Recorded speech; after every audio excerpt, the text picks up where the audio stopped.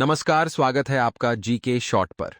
यह वीडियो गुप्त काल से संबंधित महत्वपूर्ण 50 प्लस प्रश्न और उत्तर की श्रृंखला है। तो आइए शुरू करते हैं। पहला प्रश्न है, गुप्त वंश की स्थापना किसके द्वारा की गई थी? उत्तर है श्री गुप्त द्वारा। इसने महाराज की उपाधि धारण की थी। अगला प्रश्न है, प्रभावती गुप्त के पुनः ताम्रपत्रों में गुप्त वंश का प्रथम शासक किसे बताया गया है? उत्तर है श्री गुप्त को। अगला प्रश्न है, चीनी यात्री ईत्सिंग के अनुसार श्री गुप्त ने किस स्थान पर चीनी बौद्ध यात्रियों के लिए एक मंदिर का निर्माण करवाया था? उत्तर है मृग शिखवन में। अगला प्रश्न है, श्री गुप्त के मृत्यु के पश्चात गुप्त राजवंश का द्वितीय शासक कौन बना था? उत्तर है घटोत्कच। इसने भी महाराज की उपाधि धारण की थी। अगला प्रश्न है, गुप्त वंश का वास्तविक संस्थापक किसे माना जाता है? उत्तर है चंद्रगुप्त प्रथम को। घटोत्कच के बाद अगला शासक चंद्रगुप्त प्रथम बना। अगला प्रश्न है, गुप्त संवत किसने प्रारंभ किया था? उत्तर है चंद्रगुप्त प्रथम ने। अगला प्रश्न है, चंद्रगुप्त प्रथम की पत्नी कुमार देवी किस राजवंश से संबंधित थी? उत्तर है लिच्छवी राजवंश से। अगला प्रश्न है, गुप्त वंश में सर्वप्रथम सोने के सिक्के किसने चलाए? उत्तर है चंद्रगुप्त प्रथम ने। अगला प्रश्न है, चंद्रगुप्त प्रथम का उत्तराधिकारी कौन था? उत्तर है समुद्रगुप्त। अगला प्रश्न है, समुद्रगुप्त के इतिहास का प्रमुख स्रोत क्या है? उत्तर है प्रयाग प्रशस्ति। अगला प्रश्न है, किस गुप्त शासक को सिक्के पर वीणा बजाते हुए दिखाया गया है? उत्तर है समुद्रगुप्त को।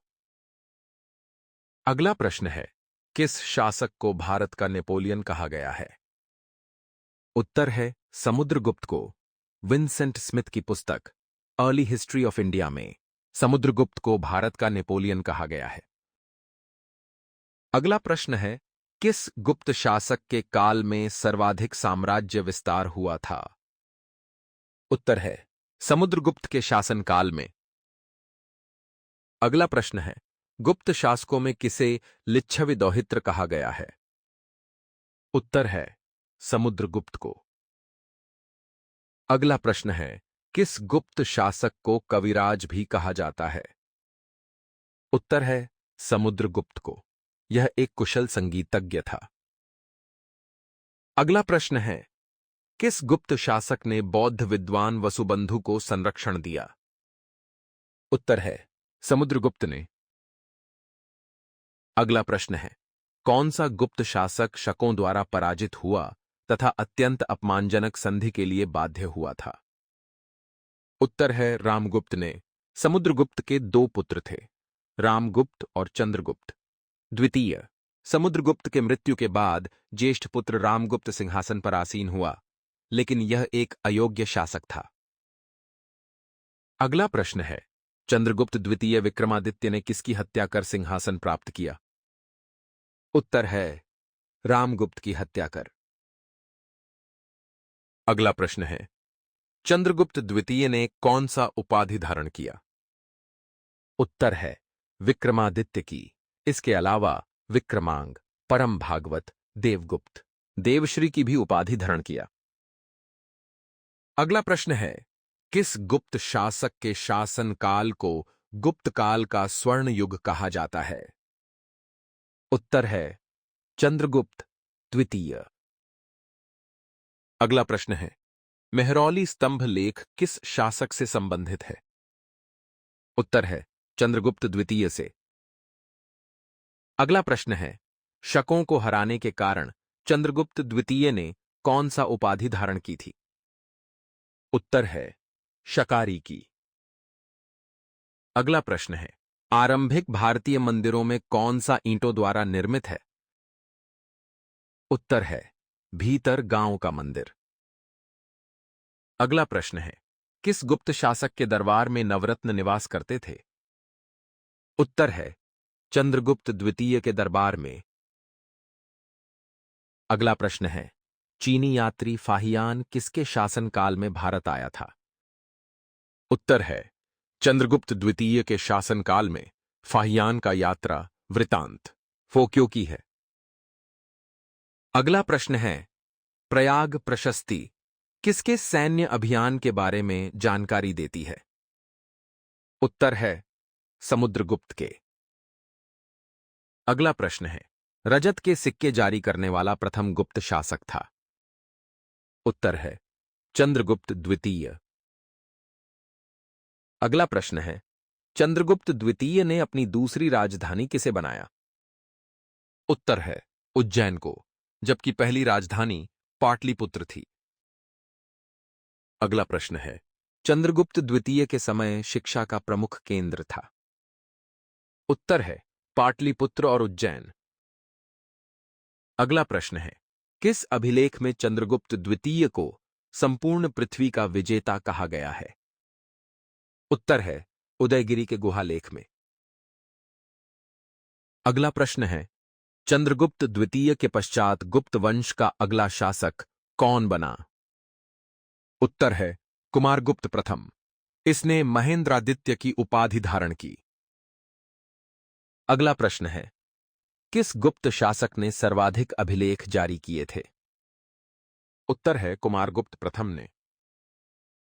अगला प्रश्न है, समुद्रगुप्त के पश्चात किस गुप्त शासक ने अश्वमेध यज्ञ का अनुष्ठान किया था? उत्तर है कुमारगुप्त प्रथम।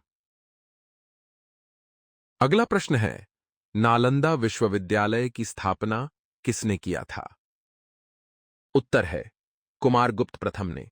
यह 5वीं शताब्दी में स्थापित हुआ था।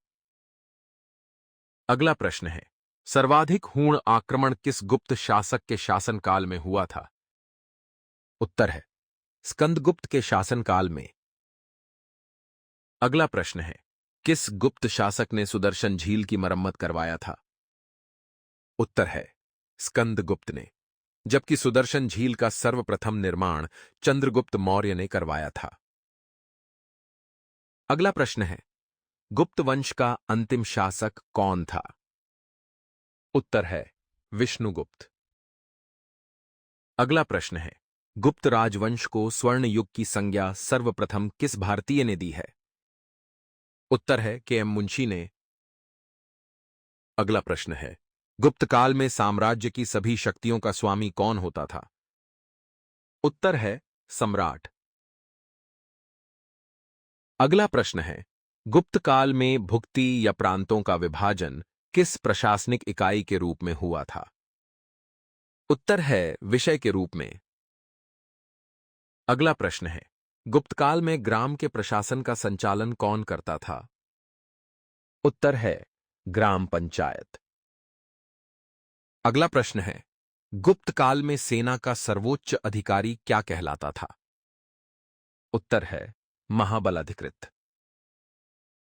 अगला प्रश्न है, गुप्त काल में भू राजस्व की दर सामान्यतः क्या थी? उत्तर है 1/6 भाग। अगला प्रश्न है, गुप्त काल में सर्वप्रमुख उद्योग कौन सा था? उत्तर है कपड़े का निर्माण करना। अगला प्रश्न है, प्राचीन भारत में सर्वाधिक स्वर्ण मुद्राएं किस राजवंश ने जारी की थीं? उत्तर है गुप्त राजवंश ने। सर्वप्रथम स्वर्ण मुद्राएं जारी करने वाला गुप्त शासक चंद्रगुप्त प्रथम था। अगला प्रश्न है, गुप्तों की राष्ट्रीय मुद्रा कौन सी थी? उत्तर है दिनार। अगला प्रश्न है, गुप्तकालीन समाज किस व्यवस्था पर आधारित थी? उत्तर है वर्ण व्यवस्था पर। अगला प्रश्न है, अधिकांश गुप्त शासक किस धर्म के अनुयायी थे? उत्तर है वैष्णव धर्म के। अगला प्रश्न है, किस काल में सर्वाधिक मंदिरों एवं मूर्तियों का निर्माण हुआ था? उत्तर है गुप्त काल में। अगला प्रश्न है, गुप्त शासकों की दरबारी या सरकारी भाषा थी? उत्तर है संस्कृत। अगला प्रश्न है, हरिशेन किस गुप्त शासक के दरबारी राजकवि थे? उत्तर है समुद्रगुप्त के। अगला प्रश्न है, गुप्तकालीन वास्तुकला के सर्वोत्तम उदाहरण देखे जा सकते हैं। उत्तर है मंदिरों के निर्माण में। अगला प्रश्न है, अजंता पहाड़ी की कौन सी गुफाएं गुप्तकालीन मानी जाती हैं? उत्तर है गुफा संख्या 16 और 17। और आज का अंतिम प्रश्न है, न्यूटन के सिद्धांत से पूर्व किसने गुरुत्वाकर्षण के सिद्धांत को प्रतिपादित किया था? उत्तर है आर्यभट्ट ने। तो ये था गुप्तकालीन महत्वपूर्ण प्रश्न। अब मिलते हैं अगले वीडियो में। तब तक के लिए थैंक यू। आपका दिन शुभ हो।